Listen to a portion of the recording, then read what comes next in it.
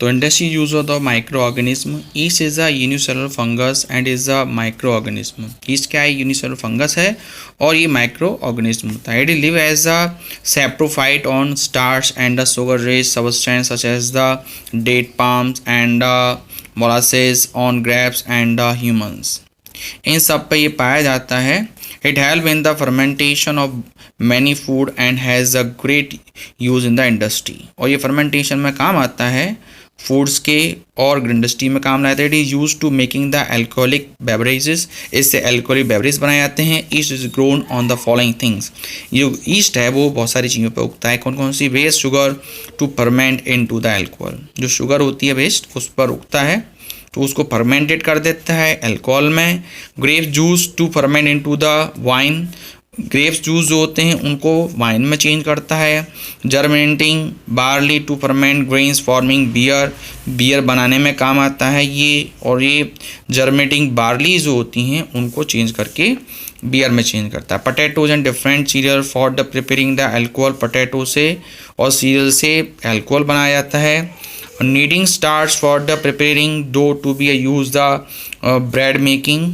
Dough बनाकर उससे आपने खमीर देते ना उसको, उससे फिर ब्रेड बनाई जाती है। Yeast itself is rich in the enzymes. में एंजाइम्स की मात्रा अच्छी होती है। Vitamin B and the minerals has use as a medicine as a digestive compound. इसे मेडिसिन भी बनाई जाती हैं और डाइजेस्टिव कंपाउंड के रूप में काम में लाया जाता है। Microorganism as food and a food supplement. Some microorganisms which is already used as a food and a food supplement are given below. Lactobacillus acidophilus occur in a human's intestine, help digestion of food and fight disease causing germs. ये lactobacillus एसिडोफिलिस हमारे human body के digestion system में पाया जाता है और ये food को डाइजेस्ट करता है और डिसीज़ को की जो जर्म्स होते हैं उनको मारता है। नेक्स्ट है आपका chlorella. It is a unicellular alga. It is in the protein vitamin and mineral. It is added to the dough for making bread and rich the bread with the nutrients. इसको bread के साथ मिलाया जाता है जिससे कि dough के साथ इससे ब्रेड बनाई जाती है और जिसके अंदर मिनरल्स और न्यूट्रिएंट्स की मात्रा बढ़ जाती है। बैक्टीरिया है Escherichia coli found in human and animal intestines synthesise the vitamin B complex. तो विटामिन बी कॉम्प्लेक्स को बनाने में हेल्प करता है कौन सा?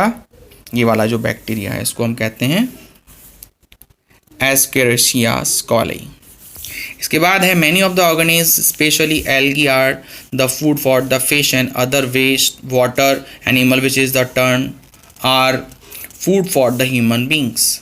बहुत सारे ऑर्गेनिज्म जो होते हैं एल्गी को specially algae and are the food for fish. Algae जो होता है वो फूड होता है फिशेस के लिए। वाटर में एनिमल्स जो होते हैं वो उनको खाते हैं। इससे क्या होता है वो फूड जो होता है ह्यूमंस बीइंग के लिए बन जाता है। तो हम कोरेला देखो दिखाई दे रहा है। लैक्टो एसिडोफिलस ये है, ये ह्यूमन इंटेस्टाइन में पाया जाता है। ये से ब्रेड बनाने में हेल्प होती है। ये एल्गा है, ये एनिमल्स जो वाटर एनिमल्स होते हैं वो खाते हैं। इसके बाद आता है हमारा medicinal use of the micro organism. Antibiotics and the vaccines come from the micro organism. जो भी एंटीबायोटिक्स दवाएं बनाई जाती हैं या वैक्सीन बनाई जाती हैं वो माइक्रो ऑर्गेनिज्म से बनाई जाती हैं। They are the highly valued as a medicine and the perhaps indispensable. We can not live a healthy life without them. तो ये बहुत ज़रूरी है हमारे लिए। अभी हमने कोरोना के बारे में सुना हुआ है, उसके लिए वैक्सीन की दवाएँ तैयार हो रही हैं जिससे कि हमारी बॉडी में इंजेक्ट की जाएंगी दवाएं तो हम उससे बच सकते हैं। तो हम यहाँ पर हम वैक्सीन के बारे में ही बात कर रहे हैं। Germs produce the substance called the antibiotic in the body of the patient and these antibiotics remain in body for the future. तो ऐसे जर्म्स प्रोड्यूस किए जाते हैं बॉडी में एंटीबायोटिक्स जो पेशेंट की बॉडी में डाले जाते हैं। These antibiotic remain in body for the future. Future के लिए छोड़े जाते हैं। Antibiotics kill the germs. Antibodies जो होती हैं क्या करती हैं? जर्म्स को मार दी for the disease as the when they are enter the body. Re enter मतलब दोबारा से यदि शरीर में एंटर होता है तो जो जर्म्स बॉडी में आए हैं उनको मार देता है। It was the British physician Edward Jenner who notice that the milk maid often contract the mild infection of the cowpox and so found that once a maid had suffered from the cowpox got immune to the cowpox and the smallpox। तो उन्होंने देखा Edward Jenner थे जिन्होंने ये बनाया। Who notice the milk made, जो दूध वाली थी, ऑफन कॉन्ट्रैक्ट मिल्क इन्फेक्शन, कॉपॉक्स हो जाता था उसको, एंड आल्सो फाउंड वन समेट।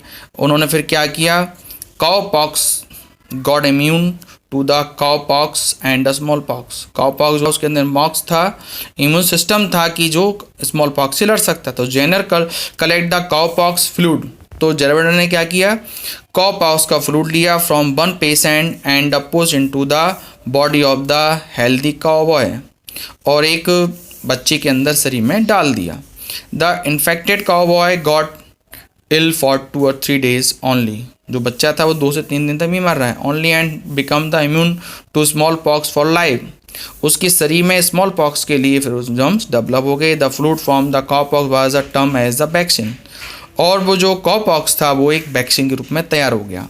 Vaccine for the disease such as the pneumonia, influenza, cholera, mumps, typhoid, polio, measles, smallpox, rabies and hepatitis have been the developed। इन सभी बीमारियों के लिए अब तक ये जो वैक्सीन है वो तैयार हो चुकी हैं, vaccine for the different diseases. अब बात करते हैं antibiotics. It is a substance produce by the living organism is a toxic for other living organism. ऐसे पदार्थ जो प्रोड्यूस होते हैं लिविंग ऑर्गेनिज्म के लिए, जो कि जहरीले हो सकते हैं किसी भी ऑर्गेनिज्म के लिए, specially for the germs. In the year of 1928 में sir Alexander Fleming while studying the bacteria and the culture being prepared in his laboratory found the bacteria did not grow around the green mould. तो उन्होंने देखा कि जो bacteria है वो mould के चारों ओर नहीं उग रहा है। उसका रीजन क्या था, Penicillium notatum which also present in the culture. उसके अंदर पेनिसिलियम नोटेटम था जिसके आगे चारों ओर ये बैक्टीरिया नहीं हो रहा था। तो Fleming found out the this mould made a substance that kill germ. तो उन्हें देखा कि ये जो सबस्टेंस है ऐसे जर्म्स डेवलप कर रहा है जैसे कि ये बैक्टीरिया मर रहा है। This substance was the extract and use as the antibiotic drugs. उसमें से ये सबस्टेंस निकालकर एंटीबायोटिक्स के रूप में, ड्रग्स दवाओं के रूप में प्रयोग में लगाएंगे। As a disease being caused by the bacteria, जिससे बैक्टीरिया से संबंधित बीमारी हो उसको ये दवाएं दी जाएं। This was the first antibiotic discover and the extract and the name as the penicillin. सबसे पहले ये दवा जो थी डिस्कवर की गई और इसका नाम पेनिसिलिन रखा गया। Similarly the streptomycin and the tetramycin are the example of the antibiotics. इसके बाद स्ट्रेप्टोमाइसिन, टेट्रामाइसिन डेवलप की गई antibiotic obtain from the bacterium streptomycin. Bacterium streptomycin से निकाला गया। Antibiotic are use to control microbial disease in animal and plant.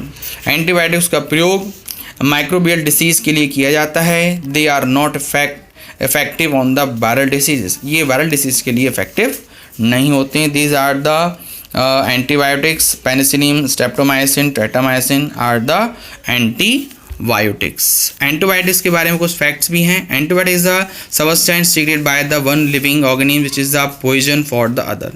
Antibiotics क्या है, एक सबस्टेंस होती हैं दूसरों के लिए जहर के रूप में होते हैं। Vaccine is a germs bearing fluid which is the produce antibiotic in the body of the healthy person providing him the immunisation from the future infection. ये क्या एंटीबायोटिक्स क्या है, एक तरह का फ्लूइड होता है जो हेल्दी पर्सन की बॉडी में एक इम्यूनाइजेशन डेवलप करता है फ्यूचर इन्फेक्शन, बॉडी में होने वाले इन्फेक्शन के लिए। Process of the injecting vaccine in the healthy person is a term as a vaccination. किसी भी हेल्दी पर्सन के शरीर में वैक्सीन को डालना ही क्या कहलाता है, वैक्सीनेशन कहलाता है। Resistance to disease for the future is called the immunisation. किसी बीमारी के प्रति लड़ने की क्षमता डेवलप हो जाती है उसको इम्यूनाइजेशन